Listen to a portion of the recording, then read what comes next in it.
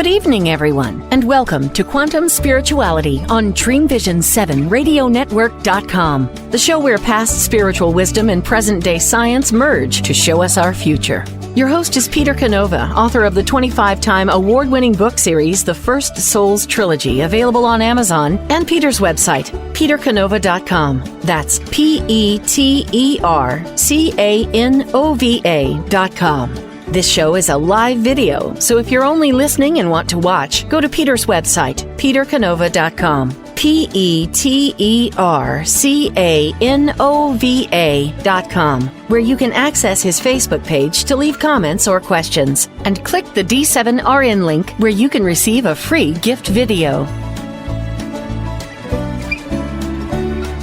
Good evening, friends, followers, and listeners.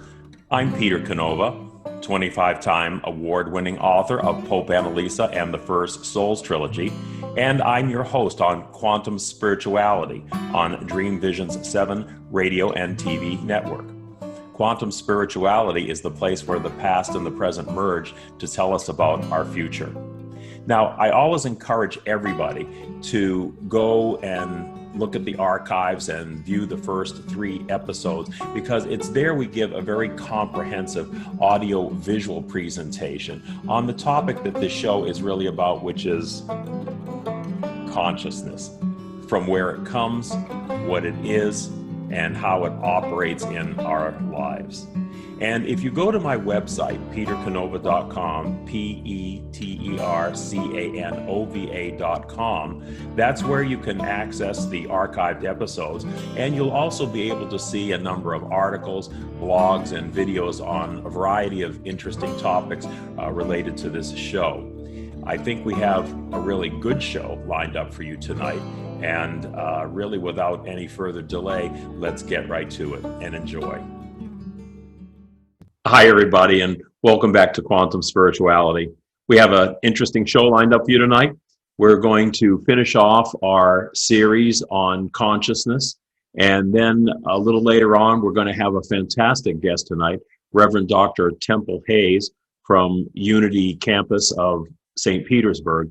She's an amazing woman who worked her way through a lot of hardship to come to a great place in consciousness, where she not only helped herself, but she's embarked on a career of helping a lot of other people. And I think you're going to find it really worthwhile to hear what Dr. Temple has to say. So let's get on with the show tonight. Hope you enjoy, and we'll be back shortly with our guest after this next segment. An increasing number of people, from Tesla's Elon Musk to prominent quantum physicists and other scientists, are coming to believe that we could be living in a virtual reality.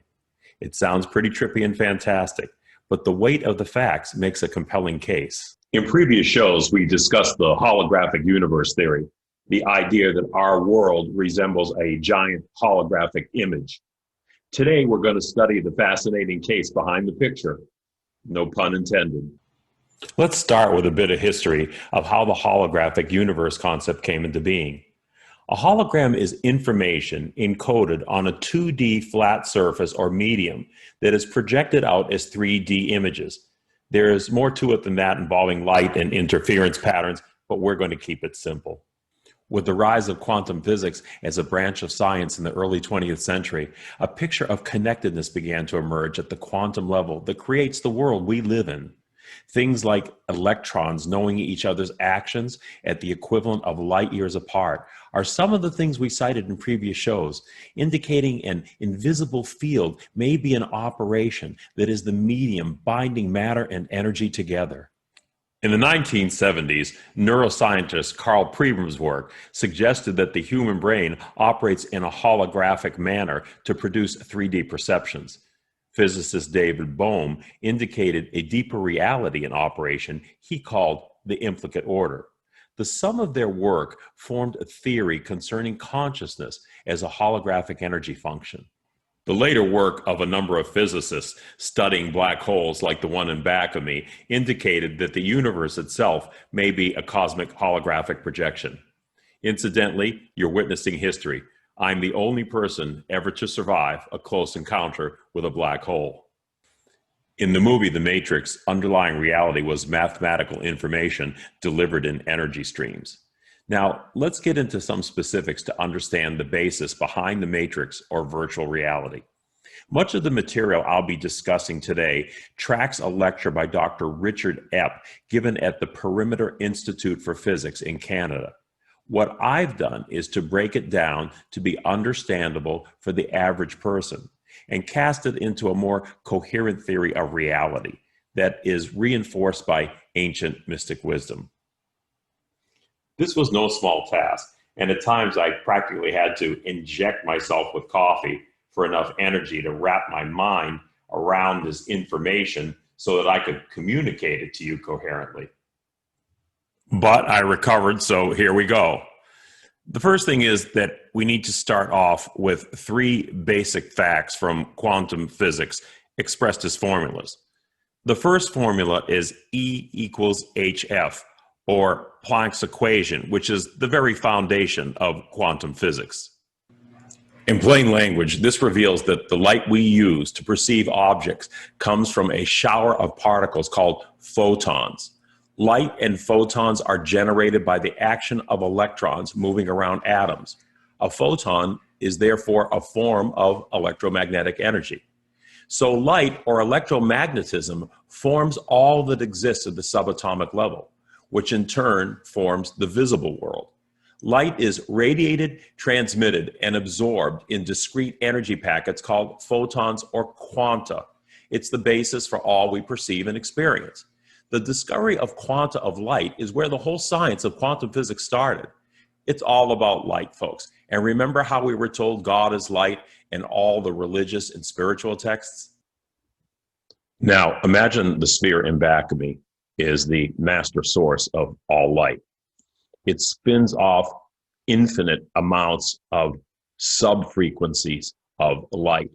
So the individuality of the photons or the quanta of light are determined by their frequency or particular radiation or vibration. But these frequencies, these numerous infinite frequencies, are variations of the one constant energy. And that energy is a frequency that's found in nature, that has been identified and found in nature, called Planck's constant. Planck's constant is the base energy, and all other light frequencies are variations of that energy. Now, this is a direct analog to what we told you in previous shows about a master or fundamental consciousness that spins off individual points of conscious frequencies, such as human minds or human souls. You can hit the rewind button if you had trouble following anything, but here's the single takeaway I want you to focus on. Bodily existence and physical objects are the variations of a master frequency of light expressed as solid, individualized appearances.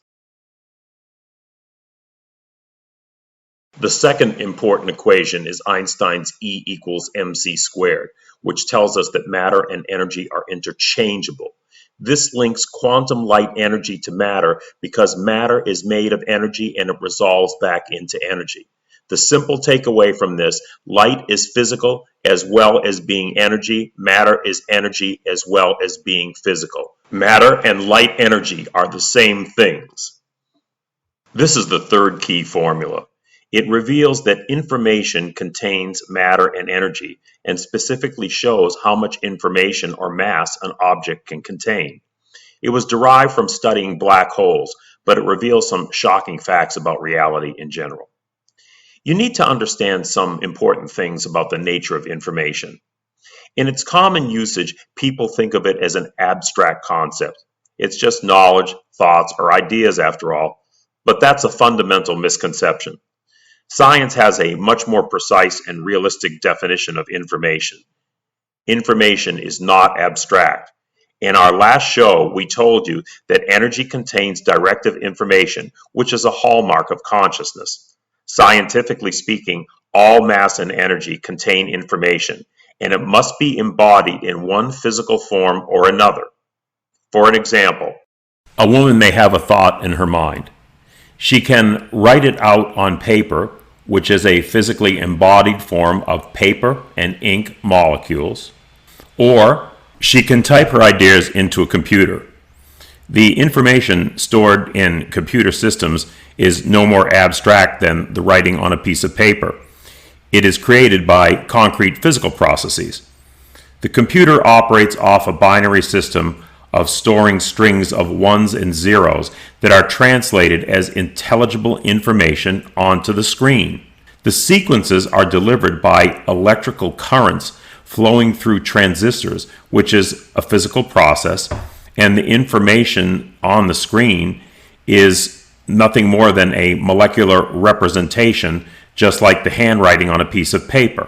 So what she's really doing is putting her thoughts out over the internet, which is merely a collection of fiber optic cables and other physical means, so that the information is carried by photons of light or quanta and embodied on those media. Okay, you might say, but what about the actual thoughts in her head? Aren't those just abstract notions?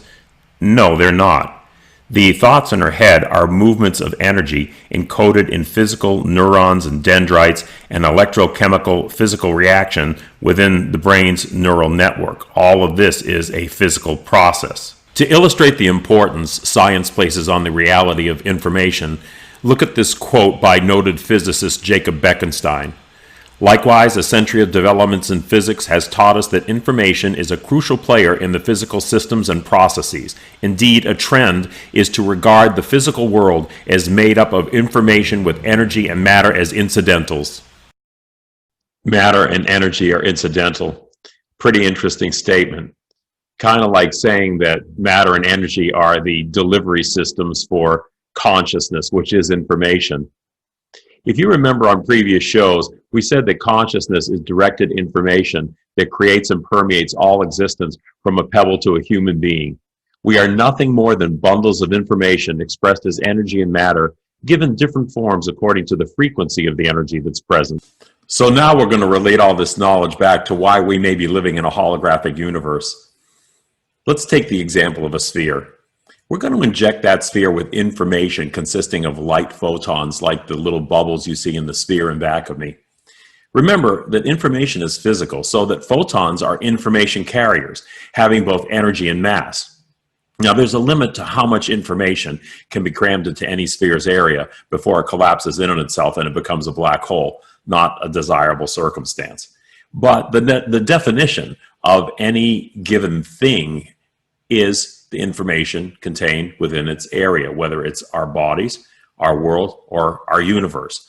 The definition of anything, again, is the information contained within, describing that thing.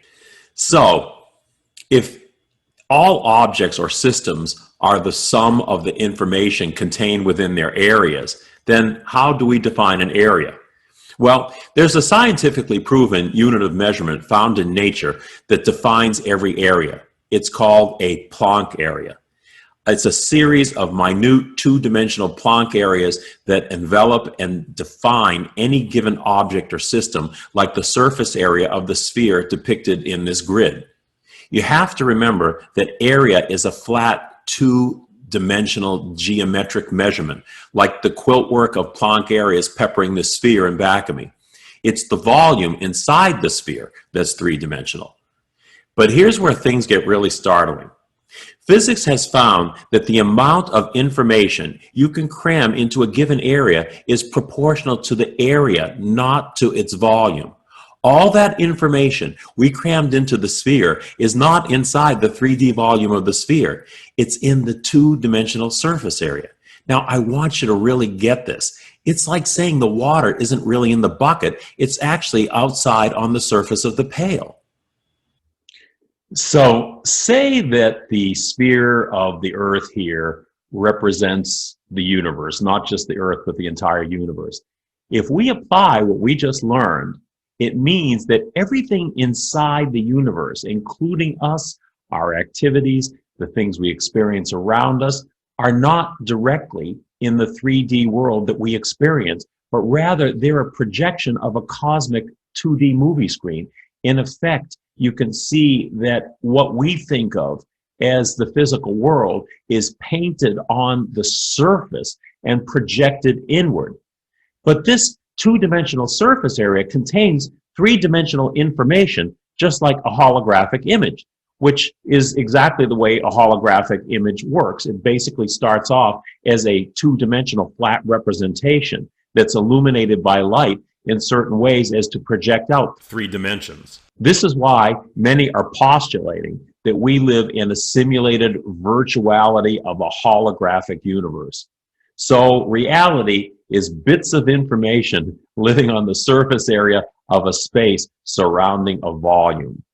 Now, some of you might feel like that just doesn't add up. It just doesn't jive with what seems to be. It's counterintuitive to what I see, feel, smell, and taste. So how do we account for this? Remember on previous shows, we demonstrated that consciousness is intelligent energy containing directive information coming from somewhere beyond our sensory perceptions. This conscious energy permeates and, more importantly, causes all physical space, time, and reality. Now, I'm going to read a little quote from the King James Version of the Bible from the book of Genesis. "And the earth was without form and void, and darkness was upon the face of the deep.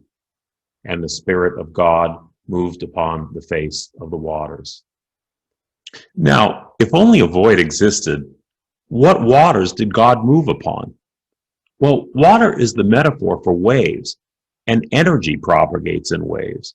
So God, or consciousness, moved as waves of energy and information, creating what we experience, not moving as waves across physical water.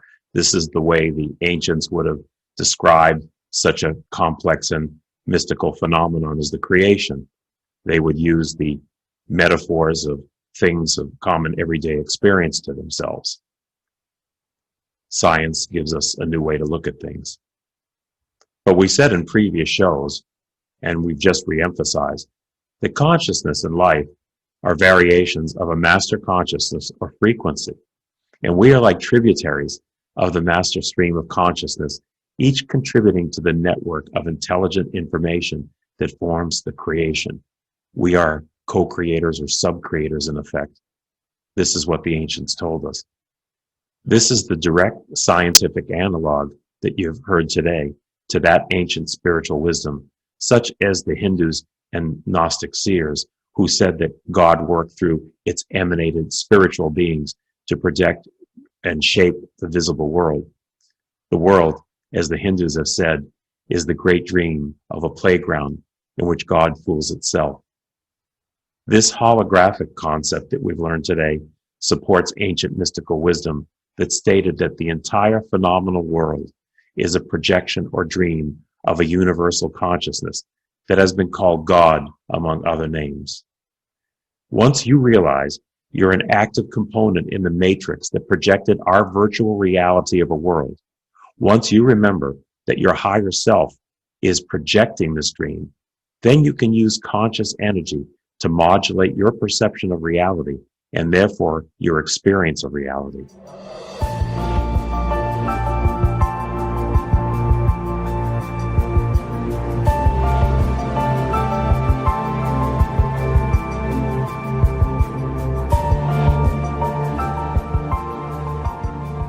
The First Souls Trilogy, one of the most highly awarded fictional independent book series on the market, is a grand vision of human evolution. It chronicles the first spirit consciousness to enter the material world in 3 page-turning novels that introduce a new paradigm of reality based on genuine ancient wisdom and quantum science. These inspirational thrillers will force you to rethink the nature of the world in which we live.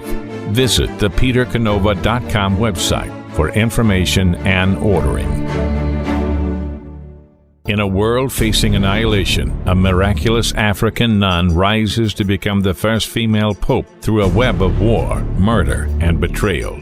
Loved by some, hated by many, she becomes the deadly target of Islamic terrorists and her own cardinals as she introduces a new vision that will either save humanity or accelerate its destruction. 4 people must race against a nuclear holocaust to learn her astonishing secret.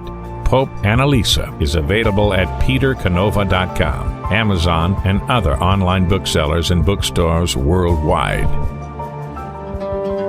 Why are we here?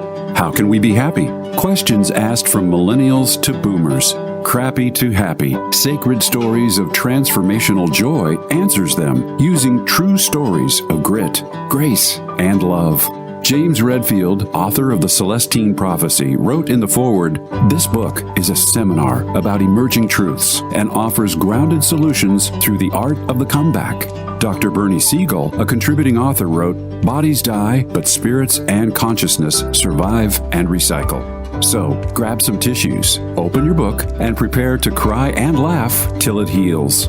Crappy to Happy by Reverend Ariel Patricia and Kathleen O'Keefe Canavas. Available from Amazon, Barnes & Noble, and booksellers worldwide.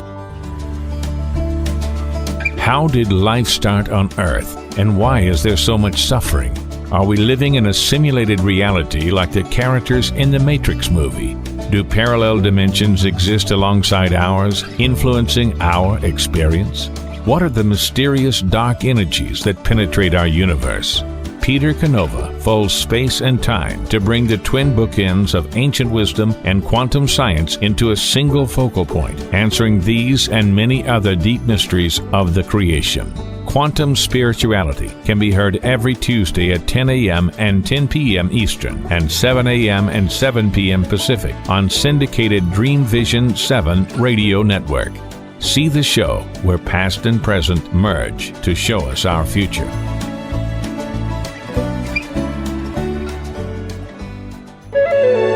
This is Dream Vision 7 Radio Network, uniting mankind with universal love. Our shows are created from the heart, bringing each listener to a place of divine enlightenment. Breathe, relax, and enjoy. Let life flow.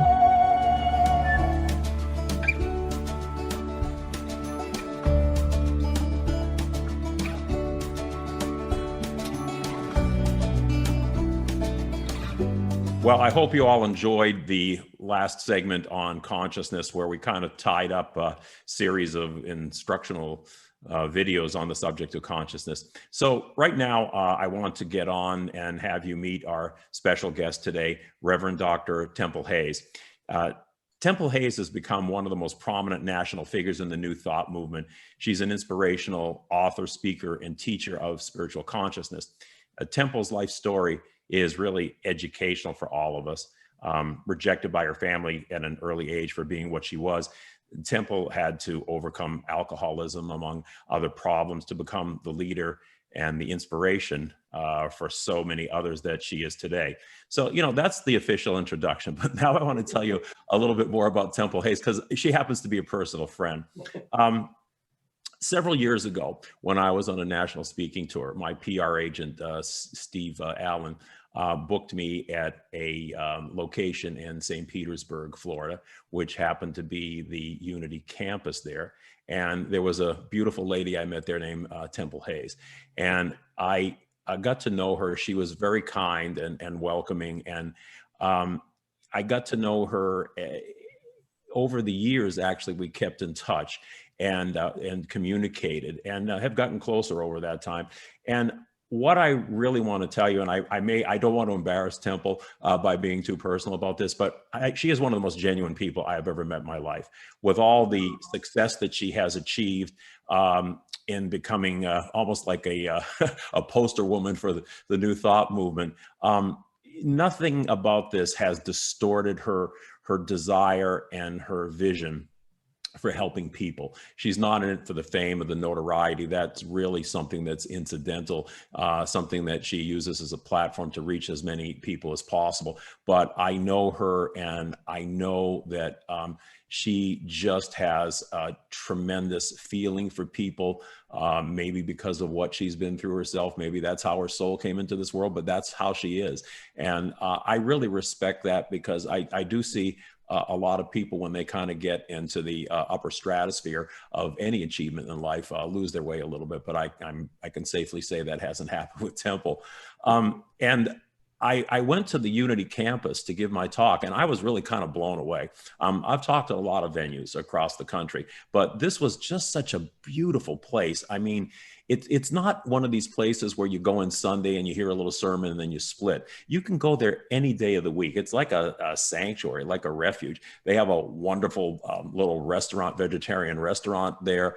They have rooms where, they teach, where you can meditate, and they have one of the most sophisticated stages and sound setups that I've been to at any one of the venues I've spoken at. What I'm trying to say is it was a very, very impressive physical campus, but what's even more impressive was the community, the large, diverse community that's grown up there under Temple's guidance and leadership. And we'll get in to that a little bit more, but maybe, Temple, maybe we can start off by you telling us, I mean, how did you get the Unity campus going and create such a large and vibrant spiritual community there? Because, having been there, I can see there was a tremendous amount of effort, not just to, the financing of creating the physical plant, but really attracting the people in the community that you have. Can you tell us a little bit more how all that came about? When I was a teenager, I had a poster in my room. And I remember you could shine the black light under it. You remember those? And it would glow. And it said, "Learn from the mistakes of others, for you may not live long enough to learn them all yourself." And one of the things I noted when I was a ministerial student, and I watched, national known ministers, it was all about them. It was all about their name. It was all about what they stood for. It was all about their value of how important they were. And they had, the people that assisted them or that were their team, they were so much less than, and I made a promise to myself that was not the kind of community, Peter, that I wanted to be a part of. I wanted to create it that everyone could achieve a level of being equal, that though I was the spiritual leader at any given time, somebody else could jump right in and fill in my shoes, and everybody would just keep right on going. Because it really troubled me when a lot of these iconic spiritual leaders in our world, they would die or retire and the places would just fall apart. And I didn't want to put all those years into something that wasn't sustainable and that wasn't vibrant without me. I love it when I'm away and I'll watch our service online, and there's times I weep and I go, it's happened. They're really fine without me. They've got this. And that's from intention. It's from putting a lot of work into it and effort.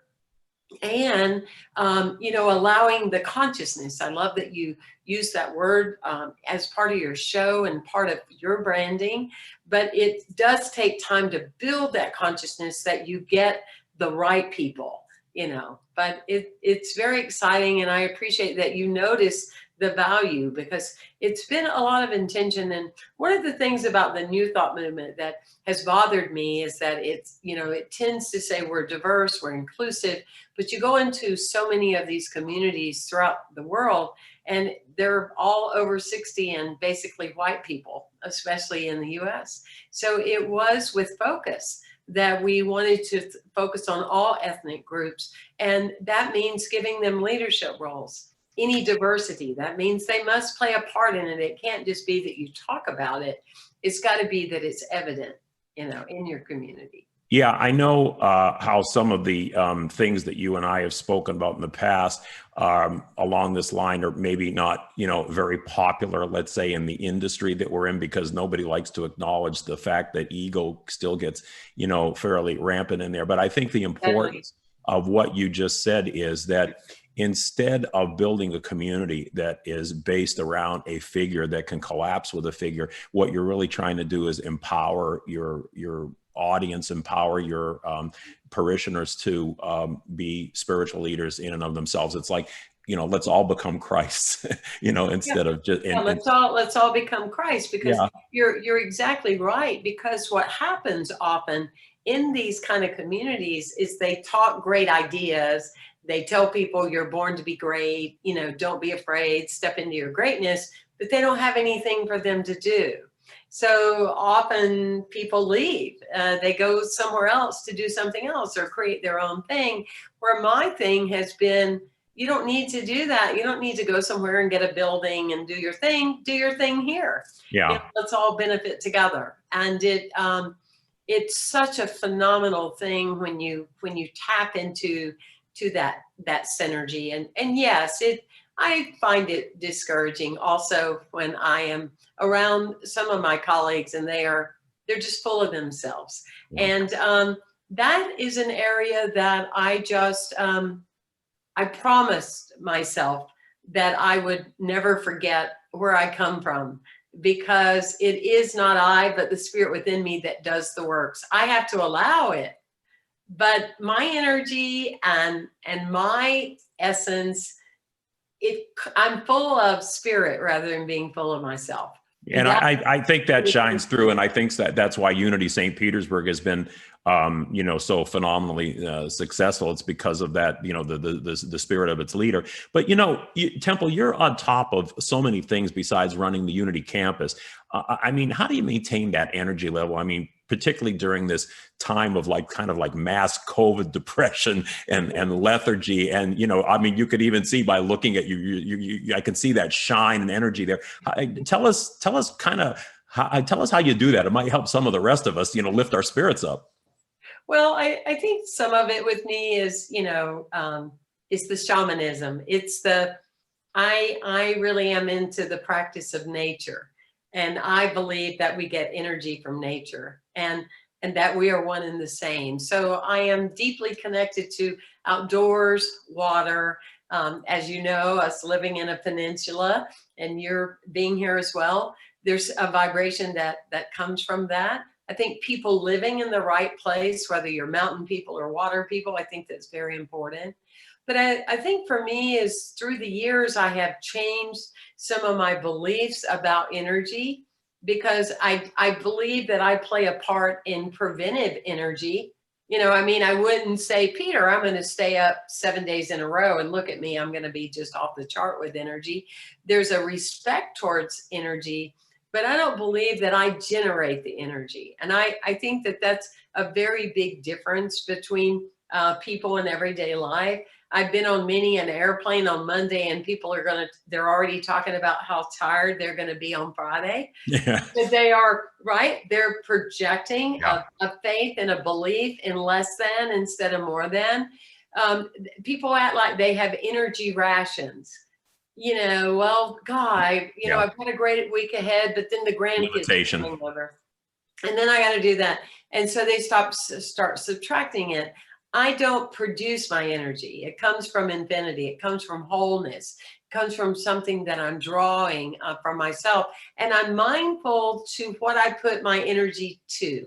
It's because it's never what we're doing.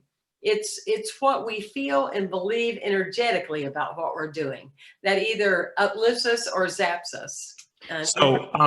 What is your personal meditation practice, and how does that play into what we were just talking about, the energy and kind of keeping yourself on course? How important is, or if a personal meditation practice, to you, and kind of keeping an even keel and moving forward with all that enthusiasm? Well, one of the things that my teacher used to say to me, if your discipline becomes like a chronic regimen, it may not still offer the space of an open heart. So for me, there's a number of things that it's about, what I put in my body. It's about what I eat. It's the diet that I take in. It's about what I allow or don't allow to eat at me. So it's that essence as well.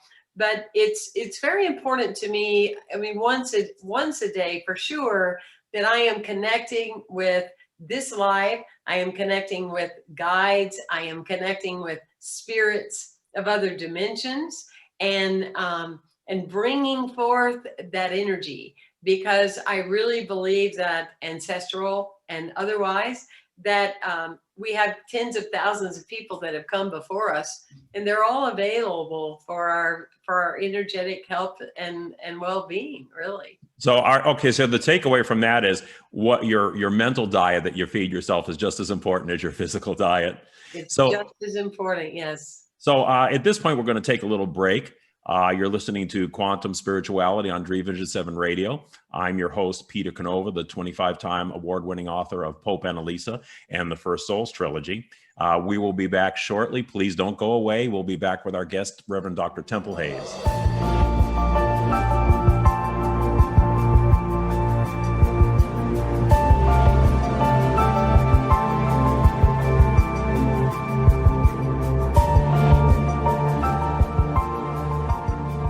The First Souls Trilogy, one of the most highly awarded fictional independent book series on the market, is a grand vision of human evolution. It chronicles the first spirit consciousness to enter the material world in 3 page-turning novels that introduce a new paradigm of reality based on genuine ancient wisdom and quantum science. These inspirational thrillers will force you to rethink the nature of the world in which we live.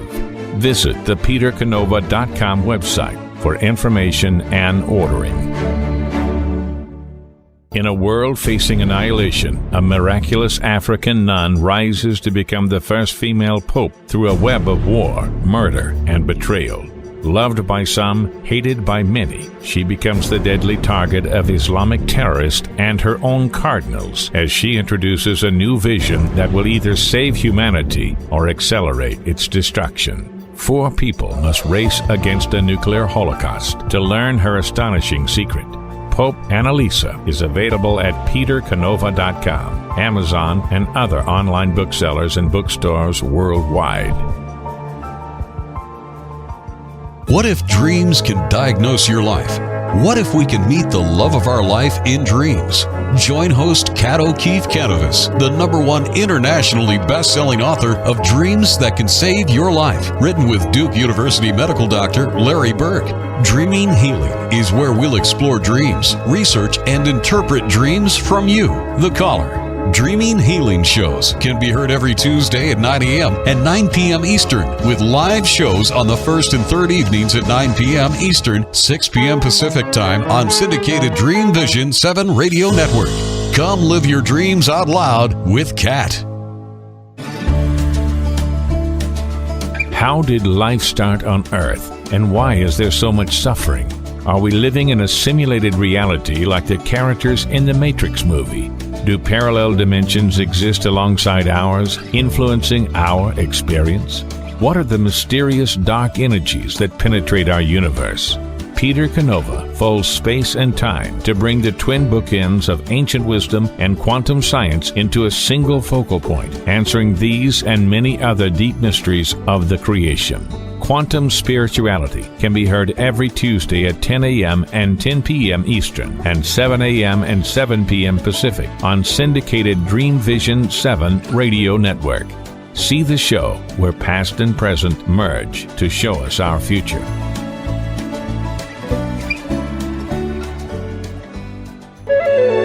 This is Dream Vision 7 Radio Network, uniting mankind with universal love. Our shows are created from the heart, bringing each listener to a place of divine enlightenment. Breathe, relax, and enjoy. Let life flow.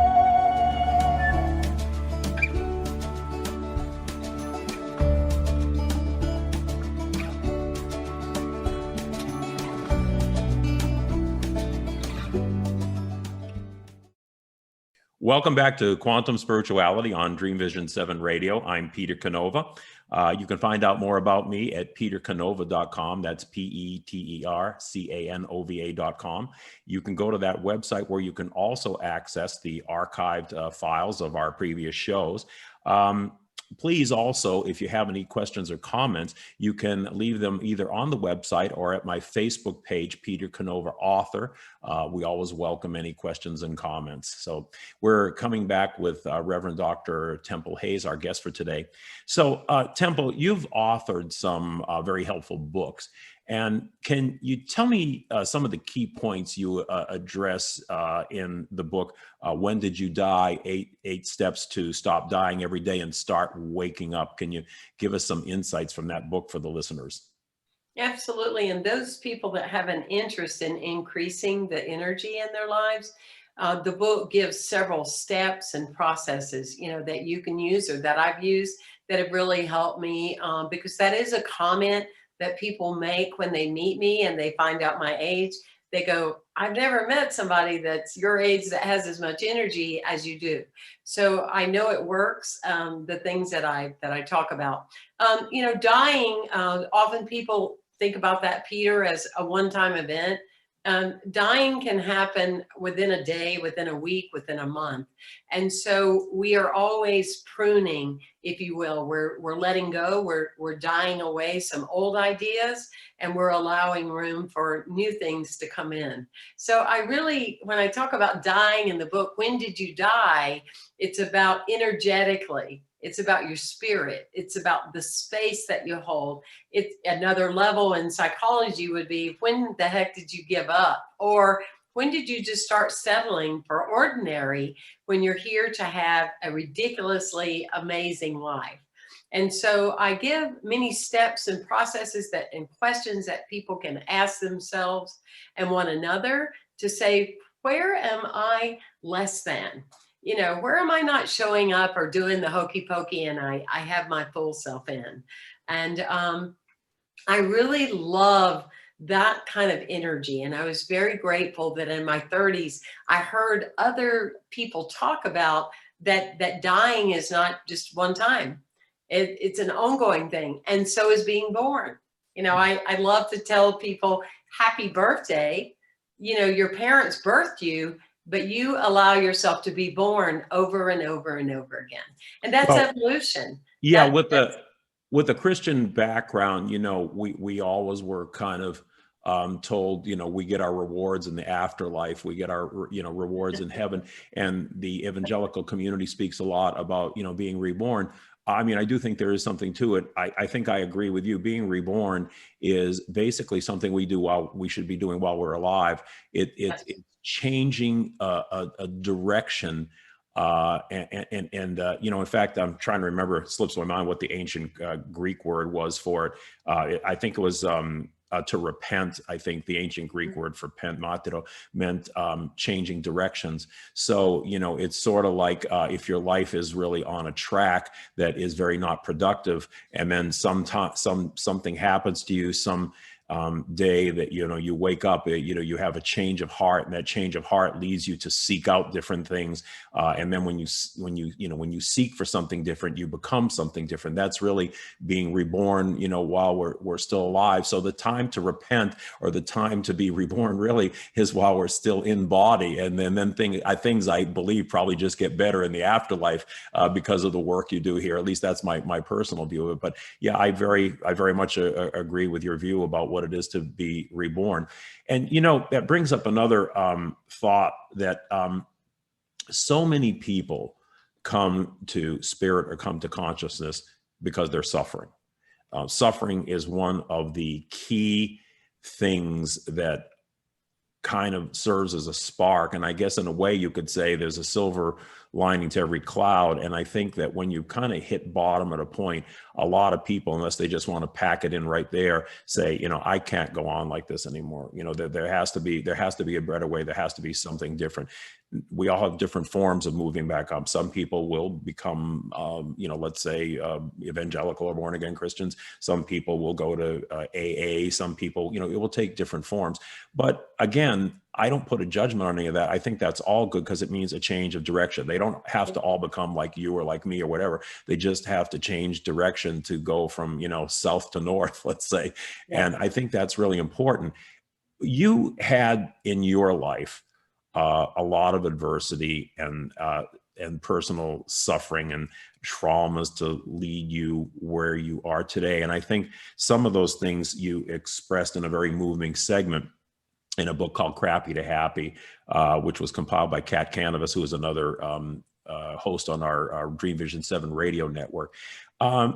If you would, I think, could you relate a little bit of your personal story and how you came to be where you are to others? I mean, I know sometimes it's reliving painful memories, but I think it's very inspirational. No, I think it's I very love inspirational. sharing. Okay. Well, I Yeah, think it's very inspirational and helpful to people. So if you could tell us a little bit about that, I would really appreciate it. absolutely. I think that's why we have stories, is so we can share them.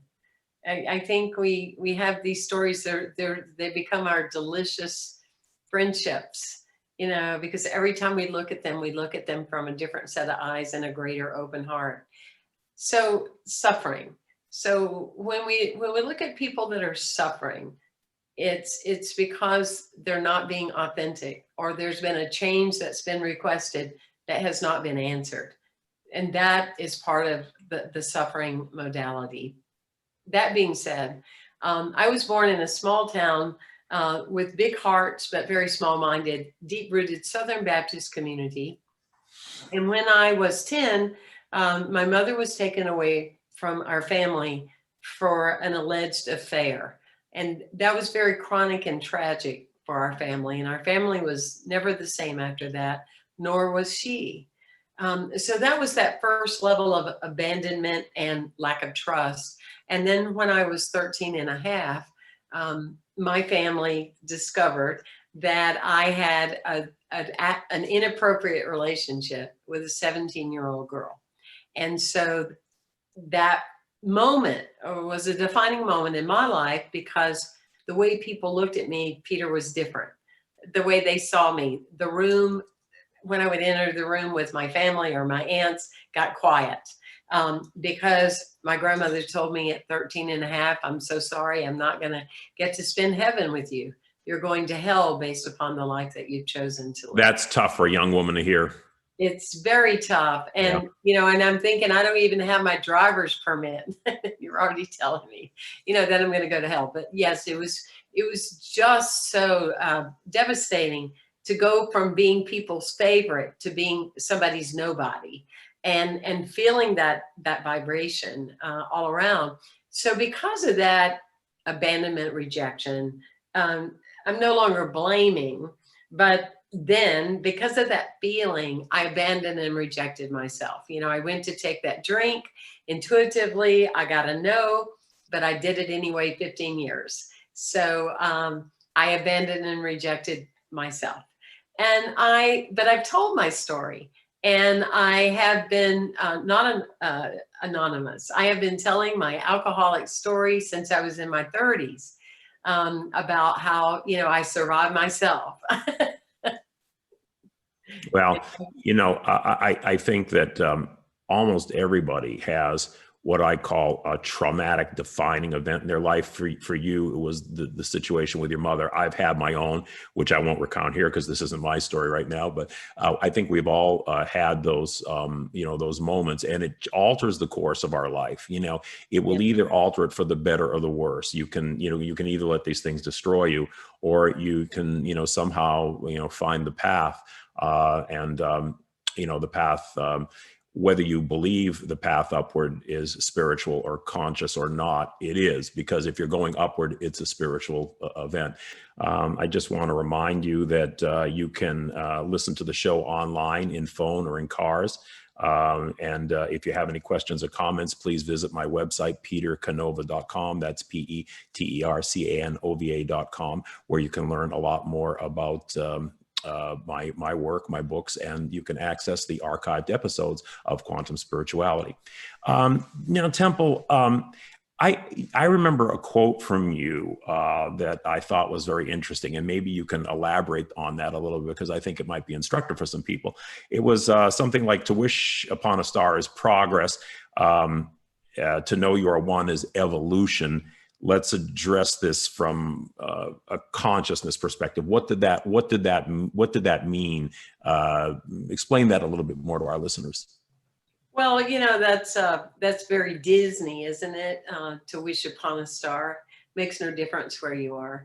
That wishing and the hoping that our lives will turn into something, and it's more of an external thing. To know you are a star, to know you were sent at this particular time, at this part of our humanity, for a particular reason, is a very powerful thing, because then you're owning. You're not looking for something outside of yourself to be a great validator. You're seeking to know what is inside of you and who you are. And so that's what's evolution.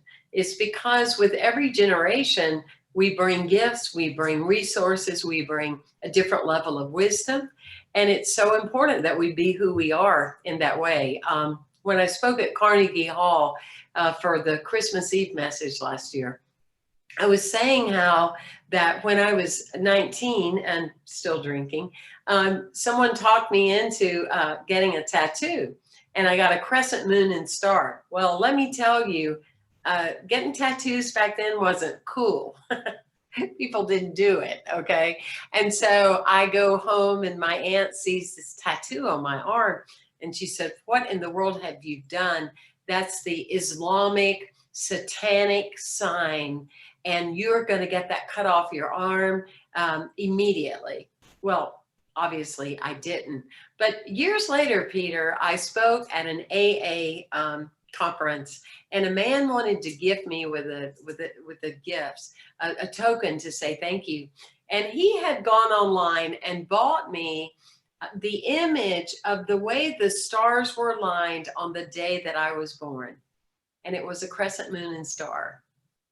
So, right? So I was drawn and resonated to that. That was me. And that is the key for everyone is to release, having belief systems just like your parents, just like the community, just like that, just like this, but to really seek knowing that you are a star. And a star, we're not talking celebrity-itis, we're talking a star of creation. Mm-hmm.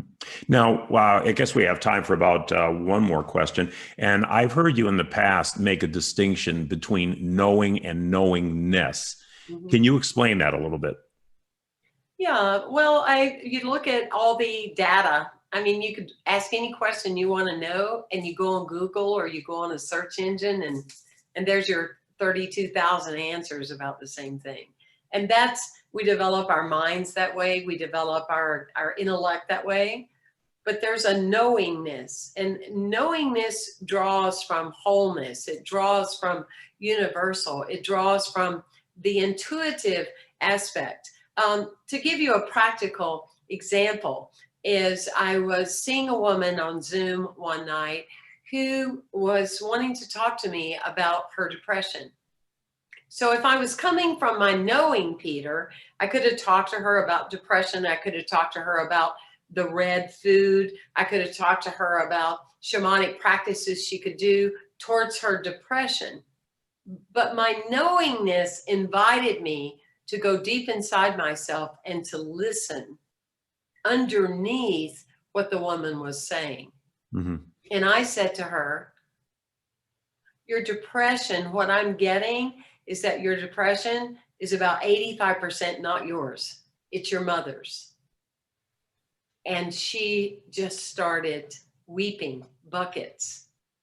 And you were making an intuitive rather than a rational connection. My knowingness to listen to her on a level of what she wasn't saying. And I didn't know her. I didn't know her mother.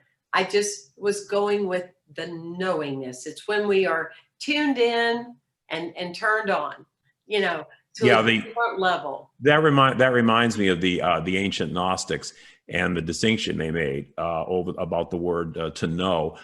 There's a knowing, like, kind of like we learn rote facts. Okay, we remember things and we learn rote facts, but that's just sort of an intellectual or analytical thing. But then there's a knowing that comes from experience. I always say it's the difference between someone telling you the fire burns and putting your hand in the fire and feeling the heat. Yeah. The Gnostic, which means knowing, incidentally, Gnosticism means those who know. Really, we're talking about an experience of consciousness or spirit that allowed them to understand connectedness and see beyond the apparent, which is what you just did in that example. You went beyond the apparent, and you really kind of immersed yourself in her connectedness with you, and were able to give her that kind of information. But that's actually what this show is all about.